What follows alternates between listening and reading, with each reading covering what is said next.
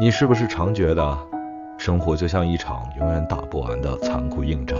职场上要应付主管朝令夕改，同事案件难防与客户百般刁难，生活里面对房贷车贷的沉重压力，还有各种人际关系拉扯。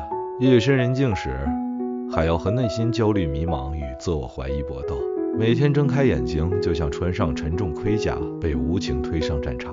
最让人无力的是，从没人教过我们到底该怎么打仗，只能凭求生本能在挫折中被打得遍体鳞伤。如果我告诉你，3000多年前老祖宗已经把人生战役的通关密码写在群经之首的奇书里呢？今天要解码易经64卦中最具杀气与实战智慧的第7卦地水师卦。这不是玄学，是一套经历千锤百炼的生存兵法与破局策略。无论你是带领团队的主管，商场厮杀的老板，或处在低谷渴望翻盘的普通人，这影片将彻底重塑你的大脑。建议立刻点赞收藏，未来卡关时它绝对能救命。先看师卦长相，上卦坤代表大地，下卦坎代表深邃水与险难。地中有水，就是师卦大象传的画面。想象平静大地之下隐藏着波涛汹涌的地下暗流，这暗示真正实力往往是隐藏的，高手深藏不露。水能滋养万物，在现代代表你的群众魅力与资源整合力。想赢得胜利，绝不能单打独斗，要默默蓄积实力。接着看师卦9字卦辞，师、真、丈人、吉、无咎。师代表军队竞争，真代表正当性，你必须先问为何而战，若为私欲，苟破坏必败。丈人指经验丰富、情绪稳定的成熟领导者。这9字点出核心，人生硬仗必须出于正当理由，交给情绪稳定、有智慧的将帅指挥，才能祸及无灾。准备好了吗？接下来进入师卦6个爻，对应人生战场必经6阶段，看你正卡在哪关。初六爻辞告诉我们，师出以律，否脏凶。一支军队刚准备出征，踏上战场第一步最重要的是什么？很多人以为是高昂士气或顶级装备，不，老祖宗严肃告诉我们，是绝对的纪律。意思是军队出动必须有极度严格、赏罚分明的纪律，若军纪涣散，装备再精良，也必面临全军覆没。对应现代生活，这叫做开局的底线思维与规则建立。无论你刚换新工作，带领团队开始新专案，或进入一段全新关系，甚至只是决定明天开始减肥，初六都在严厉警告，千万不要凭一腔热血和3分钟热度盲目往前冲。行动前必须先定好规矩，主管上任第一天要把赏罚机制讲清，个人要设定严格作息。没纪律的努力叫瞎忙，没边界感的善良叫软弱。遇到新挑战，第一步永远是建立规则，否则宁可不要开始。92爻辞说，在师中，吉无咎，王三喜命。这可以说是师卦里面超级大吉大利的爻位。92位在下卦正中间，他不是最高级别老板，是军队里真正的灵魂人物，第一线带兵打仗的大将军。在师中，因为他处事中庸不偏不倚且情绪稳定，所以能吉祥无灾。王三喜命，意思是最高领导者对他展现深厚信任，屡次给予实质奖赏授权。在现代激烈职场中，这就是不可替代的核心主管或团队中坚分子。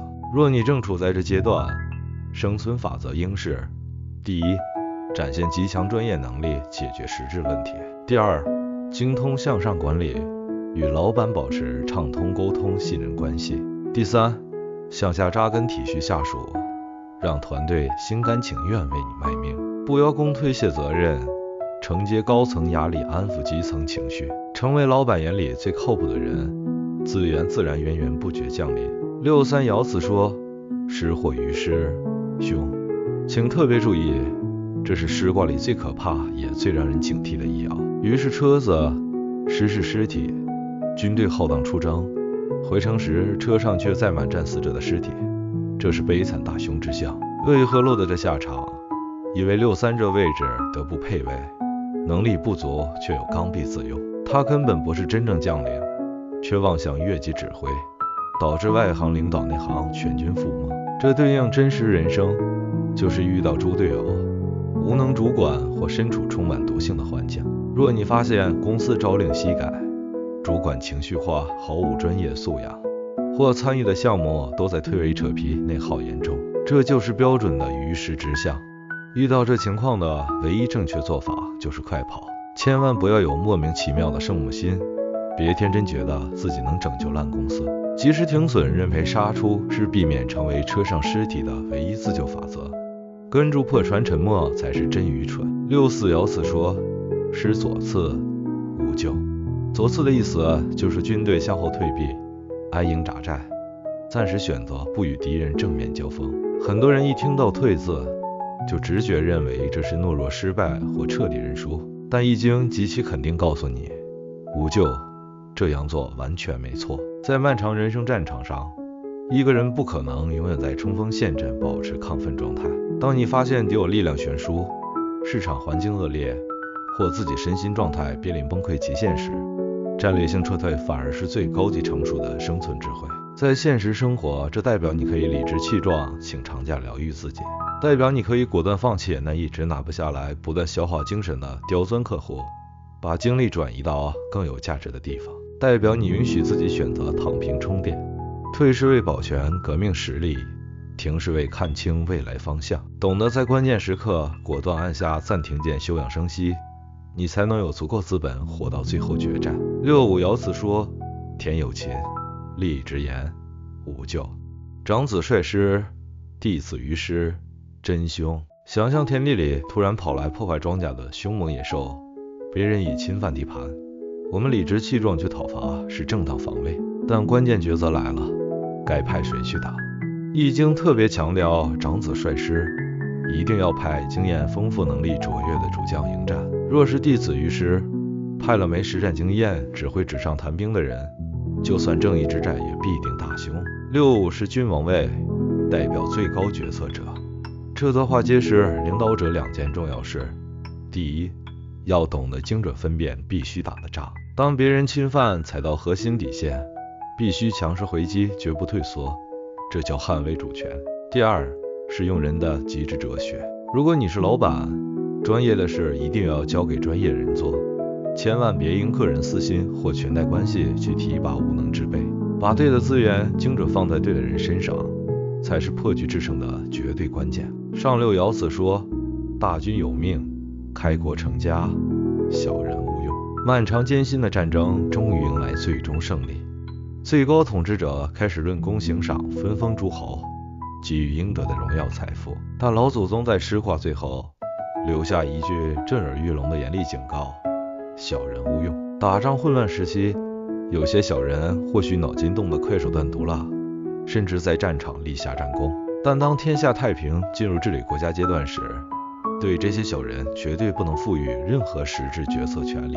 你可以给丰厚金钱与高额奖金做补偿，但绝不能让他们参与决策，否则唯恐天下不乱的本性定会从内部败坏国家根基。这对应人生就是功成名就后的终极风险管理。当创业成功赚到第一桶金时，往往是处境最危险、容易翻车时刻。这时候身边会涌现各种阿谀奉承的人。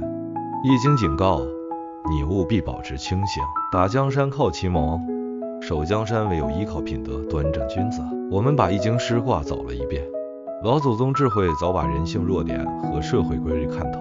诗卦核心就是教导我们如何应对冲突，在绝境整合资源并取得胜利。它告诉我们，开始必须有铁一般的纪律，处核心位置要承担责任，建立信任，遇烂人烂事果断切断，及时停损，精疲力尽时懂得战略撤退，面对挑战理直气壮，用对人才。成功后更要守住底线，远离小人。打江山靠奇谋，守江山唯有依靠品德端正君子。